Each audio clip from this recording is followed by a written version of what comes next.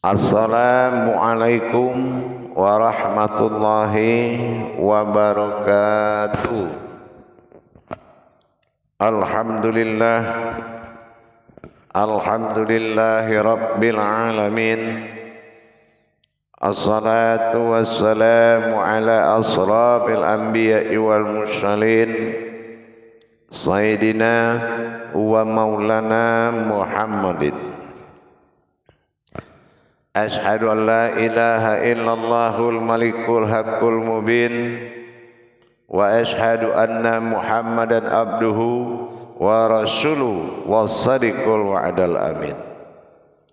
Allahumma salli wa sallim wa barik wa karim ahzanul nabiyil karim. Idinil lazi min jamalika wa innal lazi min jalalika wa innahu min kitabika wa tahirin wal mujahidina amma ba'du ibadullah wa ittaqullah. Bersyukur kita kepada Allah dengan mengucapkan alhamdulillahi rabbil alamin atas segala limpahan karunia rahmah dan hidayahnya, serta dengan izinnya juga kita dapat menjalankan amanahnya, beramal dan beribadah zahir batin dunia dan akhirat. Bersalam kita tidak akan pernah kita lupakan. Marilah sama-sama kita sampaikan, kita panjatkan kepada junjungan kita Nabi Allah, Nabiul Akhirul Zaman, Rasulullah Muhammad sallallahu alaihi wasallam. Atasnya kalimahnya kita kalamkan dengan membacakan Allahumma salli ala Sayyidina Muhammad wa ala alihi Sayyidina Muhammad. Alhamdulillah, bertemu lagi dengan saya Guru Mursyid Syekh Nur Muhammad Buya Irwan Maulana Al-Khalidi, Sumatera Barat. Tentunya dalam makom majelis zikir ma'rifatullah, dalam naungan Yayasan Islam Hidayatul Mubarakah, tentunya dalam syiar YouTube Buya Pasaman Timur yang selalu berbagi dan berbagi ilmu pengetahuan, wawasan demi meningkatkan iman dan takwa kita kepada Allah Subhanahu wa ta'ala. Dalam pertemuan dan waktu yang sangat kita muliakan ini, saya akan berbagi wawasan kepada sebuah nilai makna hakikat tentang ketuhanan pada diri kita, yang dengan judul imanullah atau beriman kepada Allah. Dimaksud dengan kata iman kepada Allah itu adalah sanggup mengimani, yaitu ketetapan Allah pada diri, ketetapan khariri atau dikatakan khariri. Ketetapan ini wajib kita pahami, wajib kita akui, karena itu adalah mutlak. Ketetapan Allah pada diri dengan kita tahap awal mengakui dengan setulus dan seikhlasnya hati kita. Ini adalah sebetulnya satu keberuntungan bagi orang yang memahami kajian wujudnya itu. Dia tidak perlu lagi susah-susah, capek-capek melaksanakan rukun amaliyah, tapi Allah berikan keberuntungan kepadanya kalau dia menerima. Afqalala fil mu'minin, beruntunglah orang-orang yang berilmu. Arti berilmu itu dia sudah tahu, hatinya, jiwanya sudah mengakui ketetapan Tuhan pada dirinya. Ini yang dikatakan beriman kepada Allah. Imanullah, salah satu bentuk keimanan itu adalah qadrat. mengimani kodrat dari 4 perkara. Pertama, mengimani kodrat Allah pada diri. Yang kedua, mengimani wujud Allah pada diri. Yang ketiga, mengimani rahasia Allah pada diri kita. Nah, yang keempat, mengimani wujud Allah pada diri, wujudnya. Ini yang disebut batin. Jadi sir, kodrat, wujud, batin. Mengimani 4 perkara ini adalah mutlak engkau dalam kuasanya. Tapi kalau kita tidak bisa menerima ketetapan Allah pada diri kita, contohnya kita ambil yang pertama, kodrat. Mengimani kodrat Allah pada diri. Yang dimaksud kodrat Allah pada diri tiadalah melainkan kodratnya semata. Menyaksikan keberadaan kodrat ini adalah amanah bagi Allah. Aku amanahkan keumatanku berwujud akan engkau. Bukanlah engkau yang dikatakan engkau, tapi engkau adalah aku. Nah, ini sudah bersifat iman. Kalau kita tidak ikhlas dengan ketetapan Allah pada diri, silakan bela diri kita. Ajukan kepada Allah yang tidak Allah miliki di dirimu. Silakan. Kan Allah juga kasih tahu dalam qudsinya, kalau engkau tidak mampu menetapkan ketuhanan, silakan tetapkan keumatan. Carilah keumatan yang tidak datang daripada aku. Tidak mungkin kita semuanya dari dia. Cuma lapisan-lapisan kodrat ini yang harus menjadi iman bagi kita. Lapisan kodrat inilah yang menjadikan prasangka atau kedudukan Allah yang berlapis-lapis di dalam iman kita. Dalam pencapaian innalillahi, dalam pencapaian sifat Tuhan kembali kepada Tuhan. Tapi kalau hati kita merasa memiliki, bukan merasa menitipkan atau menjaga amanahnya, ini akan merusak kepada perjalanan dunia dan akhirat.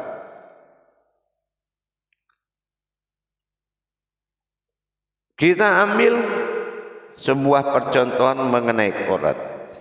Apa yang dikatakan kodrat Allah pada diri?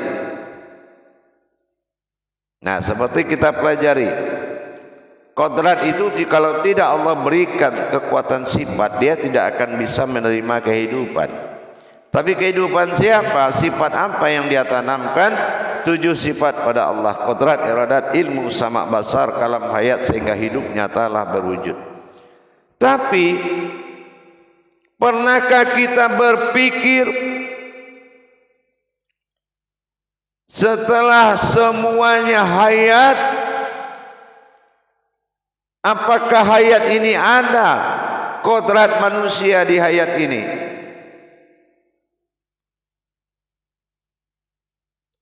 Jadi kalau kita bisa menerima ketetapan Allah, inilah yang dikatakan kajian. Tapi kalau kita tidak menerima ketetapan Allah, bertahan dengan ketetapan umat, ini nilainya akan membawa perbedaan jalan. Baik jalan hidup, jalan ibadahnya akan berbeda.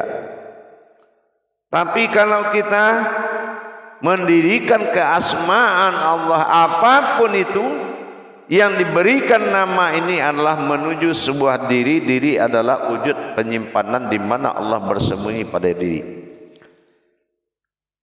Maka kita tidak akan susah untuk menerjemahkan dari lapisan-lapisan diri tadi. Allahi fil zahiru wallahi fil batinu. Allah juga yang bersifat pada zahir, Allah juga yang bersifat pada batin.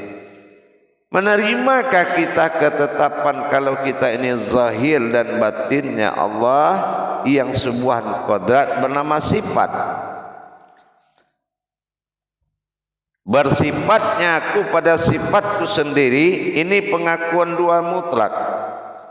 Pengakuan mutlak ini pertama, bersifatnya aku pada sifatku sendiri itu adalah diri fana. Apa yang dikatakan diri fana tidak lagi melihat dari mana asal usulnya diri ini di dunia ini, di alam ini. Yang kedua, tidak lagi mengakui ada kehidupan dan hidup yang berdiri dalam diri ini adalah diri kita sendiri, melainkan dirinya Allah. Atau dikatakan af'al dan fi'il, yang digerakkan dan yang menggerakkan dalam pensaksian wujud pandangan mata batin kita adalah wujud Allah semata. Adakah kita memiliki iman seperti itu? Dalam pencarian iman kita tidak butuh perjuangan dan sejarah-sejarah sunnah, karena dia tidak akan memandu ke arah itu dan tidak akan menuntun dan memperjalankan diri kita. Sejarah dalam sunnah membuahkan sebuah sifat takluk, kekaguman dan keesaan serta kebesaran dalam puja dan puji kita kepada Allah. Tapi dalam membangun kodrat Allah pada diri, perlulah ditertibkan keakuan kita menjadi keakuan mutlak bagi Allah. Kodrat Allah, kodratnya aku, kodratnya Allah sendirinya. Iradat Allah, iradat aku, iradat Allah sendirinya. Ilmu Allah, ilmu aku, ilmu Allah sendirinya. Hayat Allah, hayat aku, hayat Allah sendirinya. Basar Allah, basar aku, basar Allah sendirinya. Kalam Allah, kalam aku, kalam Allah sendirinya. Sama Allah, sama aku, sama Allah sendirinya. Pernah enggak dengan hati nurani kita menyatakan keikhlasan, pengakuan diri bahwasanya kita menikmati sebuah diri, bukan mengakui sebuah diri? La maujudun illallah. Kita lihat yang keduanya. Ada basar, pasti ada basirun. La maujudun illallah, la basirun illallah, la sami'un illallah, la mutakhalimuna illallah, la hayyuna illallah, la ilmuna illallah, la yuradun illallah, la khadirun illallah. Lapisan dari fi'il yang menggerakkan af'al semuanya adalah mutlak, yaitu sifat Allah yang mana dia bersifat pada sifatnya sendiri. Fi sifatin innahu fis sirri alfis sifatun innahu. Bersifatnya aku pada sifatku sendiri, dan sifat itu adalah aku juga. Ini butuh konsekuensi penerimaan yang paling tulus. Butuh pengakuan yang ikhlas. Jadi kalau kita memahami kajian-kajian dari tasawuf, tauhid, itu yang dibentuk oleh kajian itu adalah iman Allah. Mengimani Allah akan wujudnya adalah kita sesosok yang bersaksi. Makanya itu sebuah iman. Jadi bukan kesulitan, kita yang menciptakan kesulitan. Yang menjadi pokok permasalahan adalah dirimu. Apa yang dikatakan dirimu? Kamu mengakui itu dirimu. Ini yang membuat pokok persoalan datangnya kesulitan dalam mengamalkan. Datangnya kesulitan untuk mengamalkan tadi karena ego keakuan kita masih mutlak kita dirikan, bukannya lebur. Ingat apa kata Allah? Lebur paham, wujudlah ilmu. Lebur ilmu, wujudlah aku. Wujud aku adalah Muhammad, dan Muhammad itu adalah aku juga. Itu imanullah, mengimani Allah di luar kemampuan iman. Yang dikatakan iman atau iman agama, mengimani Allah ini yang disebut dengan tauhid. Karena tauhid itu adalah iman. Jadi jangan kita mempersulit tauhid diri kita kepada Allah. Karena yang akan dibedah dalam kaji Tuhan itu adalah diri kita. Kita ini adalah sebuah wujud tempat bertajalinya Tuhan. Jadi kalau kita mempersulit mengkaji Tuhan, Tuhan tidak akan bisa dikaji. Tuhan itu adalah sebuah kodrat yang dikukuhkan pada diri dan diimani. Sekarang kan banyak kemampuan akidah menjamin masuk surga. Ini kan sudah konsekuensinya tidak berlandaskan azas daripada tauhid. Tapi kalau kita mencari keimanan, itu adalah sebuah kalam. Orang baik itu pasti masuk surga, orang jahat masuk neraka. Itu kalam. Dan itu ada di kerjaan Pakom Amaliyah, yang mana Amaliyah itu akan mengingatkan kita bahwasan hidup dengan Allah dalam hidup ada hubungan tarekat dengan Allah. Artinya kebebasan bukan seperti kebebasan makhluk, tapi kebebasan itu jaiz, bebasnya Allah berbuat pada diri kita. Itu yang dikatakan kebebasan. Dalam hal ini para hadirin sekalian, kalau kita menerima sebuah ketentuan Allah pada diri kita, harusnya inilah yang ditunggu-tunggu. Ketetapan kharirinya Allah pada diri, ini yang ditunggu-tunggu. Kalam kauli, ini yang ditunggu-tunggu. Apa kauli? Kata-kata itu sudah menjadi kodratnya Allah. Itu yang dikatakan kauli, bukan ucapan tapi kodrat. Ada muatan aras di dalam kalimat kata-kata. Dalil seorang yang sudah bermurakabah kepada Allah. Dalilnya itu dalil bidahli marifatul haq. Batin dalil itu adalah kebenaran fil ilmi, sebuah ilmu. Bidahlihi marifatul haq fil ilmi. Dalilku adalah kebenaran sebuah ilmu. Ini menyusun tata-tata kodrat ketuhanan dalam diri akan berdampak kepada hilangnya ego keakuan sebagai umat. Tapi keakuan umat sebagai umat adalah kodrat Allah semata. Ini namanya insani. Berinsannya Allah pada dunia melahirkan sifat mu'ad, bertingkahlah Allah dalam bentuk kodrat manusia. Apa tingkahnya? Inna solati wa nusuki wa mahyaya wa mamati menerima perintah solat, menerima hidup, menerima ibadah, menerima mati. Itu kodrat keumatannya Allah dalam diri kita. Bukan kita mengatakan itu kodratku. Ini berarti kita belum tertata imannya kepada Allah. Atau memahami kaji ini dengan dalil sunnah, itu sudah jauh lagi. Memandang ulama dengan syariat, itu adalah suatu kesalahan yang sangat fatal.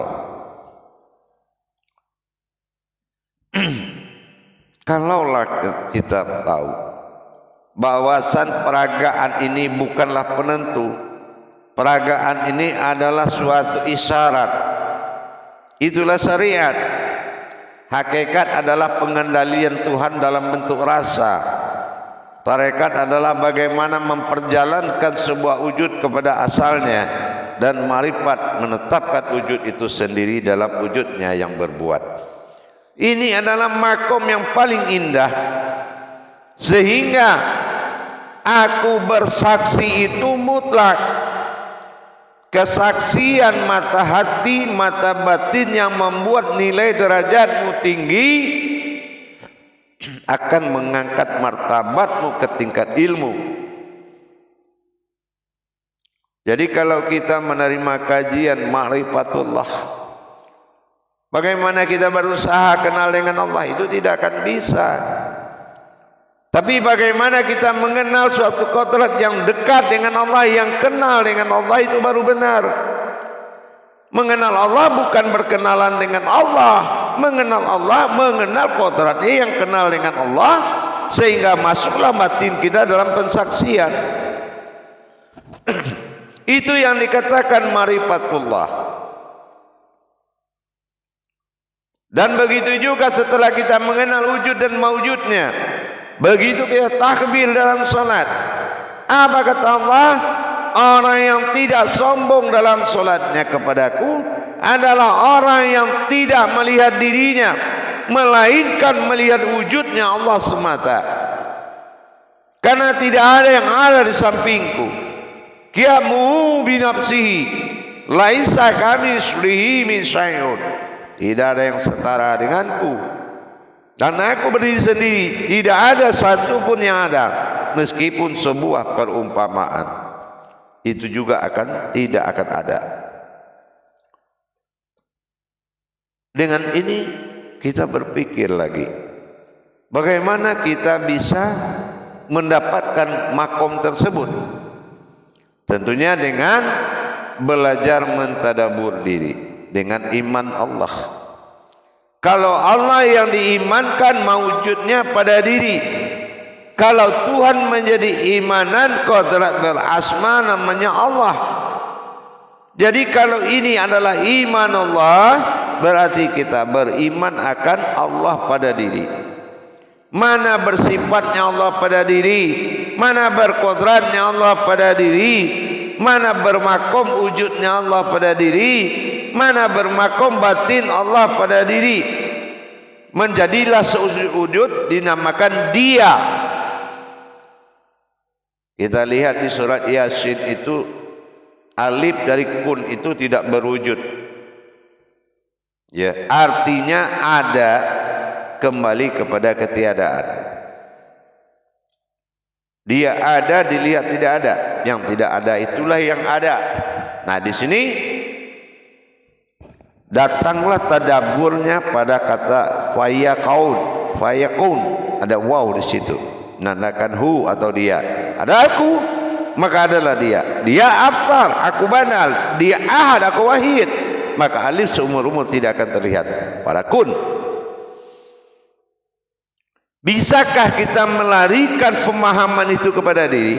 Mana yang terlihat adalah dia, yang tidak terlihat adalah aku. Hu pada sifat, aku pada jad qalbi, hu pada dia yang maujud pada zahir. Hu.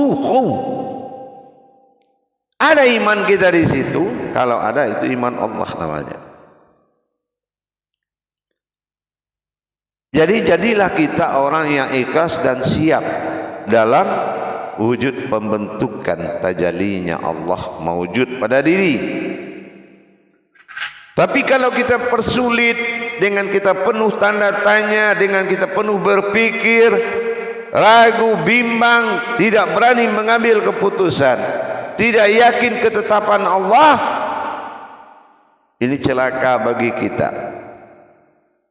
Iman kita belum digolongkan iman agama, apalagi iman Allah. Kalau memang ada hak mutlak keumatan, silakan ajukan kepada Allah. Ada enggak selain dari nama Allah di dirimu? Ini sifat, alam sifat dengan alam zat itu beda. Alam sifat mengkaji pada kodrat yang didirikan oleh wujud zat. Zat mawujud pada kunal itulah adalah bentuk, kodrat dan berupa-rupa. Hal ini juga harus diimani. Kalau tidak tingkat keimanan kepada Allah, bagaimana kita bisa mentadabur atau mengkaji? Jadi butuh iman, yaitu iman Allah. Mengimani Allah adalah diri yang berwujud, wujudnya Allah. Ini diri. Kalau enggak, bagaimana kita bisa menghadap di dalam ibadah dan kematian kalau tajalli sirullahnya tidak menjadi pengakuan mutlak? Padahal itu khariri, ketetapan Allah. Maka dari itu hadirin dan jamaah, cobalah merenungkan baik-baik. Adakah yang bisa kamu perbuat tanpa Tuhan? Adakah yang kamu akui tanpa hak Tuhan? Maka jadilah kamu umat yang sedang menikmati kodrat yang diamanahkan oleh Allah dalam hidupmu. Itu barulah iman yang paling bagus. Menikmati kehidupan kodrat Tuhan pada diri adalah wujud hakikat pada Tuhan dengan kehidupan dunia hasanah, dan ketentraman batin dan hati nurani dengan akhiratul hasanah. Insya Allah maka kebahagiaan itu akan datang. Insya Allah.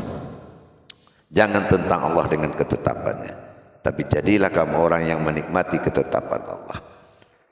Barakallahu ya Karim, ya Rahman, ya Rahim. Akhirul kalam. Wabillahi taufiq wal hidayah. Assalamualaikum warahmatullahi wabarakatuh.